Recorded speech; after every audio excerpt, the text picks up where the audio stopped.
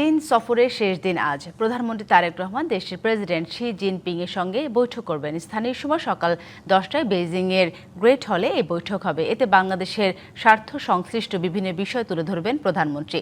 বাংলাদেশ সরকারের আশা আগামীতে বাংলাদেশ চীন সম্পর্ক বহুমাত্রিক ক্ষেত্রে আরও গভীর হবে। কৌশলগত সহযোগিতা থেকে শুরু করে বাণিজ্য, বিনিয়োগ ও কর্মসংস্থান এবং উন্নয়ন প্রকল্প থেকে জনগণের সঙ্গে জনগণের সম্পর্ক সব ক্ষেত্রেই দুই দেশের দ্বিপক্ষীয় সম্পৃক্ততা নতুন উচ্চতায় পৌঁছবে। প্রধানমন্ত্রী তারেক রহমান আজ বিকেলে বেইজিং থেকে ঢাকার উদ্দেশ্যে রওনা হবেন। প্রধানমন্ত্রী তারেক রহমানের চীন সফর নিয়ে বেইজিং থেকে আরও জানাচ্ছেন সহকর্মী আনোয়ার হোসেন। আনোয়ার, জানাবেন প্রধানমন্ত্রী তারেক রহমানের চীন সফরে আজকে তো শেষ দিন, এই কর্মসূচি নিয়ে কি তথ্য আছে আপনার কাছে? আজকে শেষ দিন প্রধানমন্ত্রী তারেক রহমানের চীন সফরের, সেটি তো নির্ধারিত। যে বিষয়টি হচ্ছে যে আসলে শেষ দিনে বা এই যে মোটামুটি কর্মব্যস্ততা সেই জায়গা থেকে কিছুটা কম আজকে চীনের প্রেসিডেন্ট শি জিনপিংয়ের সঙ্গে তার দ্বিপক্ষীয় বৈঠক রয়েছে। এটি একটি মূল বিষয় আর কি শেষ দিনে।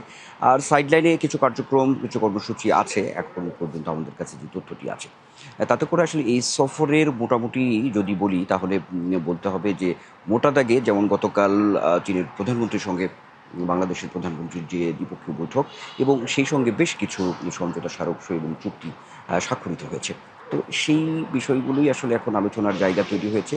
এখন মোটামুটিভাবে যদি বলি তাহলে বলাই যায় যে একটি কর্মব্যস্ত যেমন এই সফরটি গেছে, ঠিক তেমনিভাবে অর্জনের যে বিষয়গুলো রয়েছে আসলে এই সফর থেকে বাংলাদেশের প্রাপ্তির যে কিছু দিক আছে সেই বিষয়গুলো এখন বিশ্লেষণের জায়গা তৈরি হয়েছে।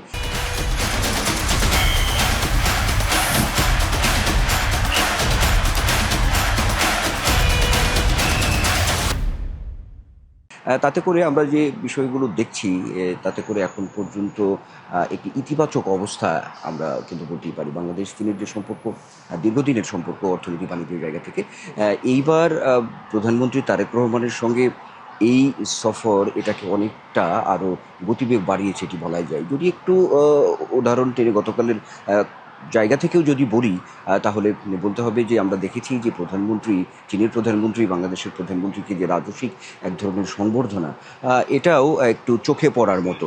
তাতে করে একটি উষ্ণ অবস্থা আছে। বিনিয়োগ নিয়েও প্রধানমন্ত্রী তারেক রহমান যে তার বক্তব্যগুলো স্পষ্ট করেছেন একেবারেই সুস্পষ্টভাবে।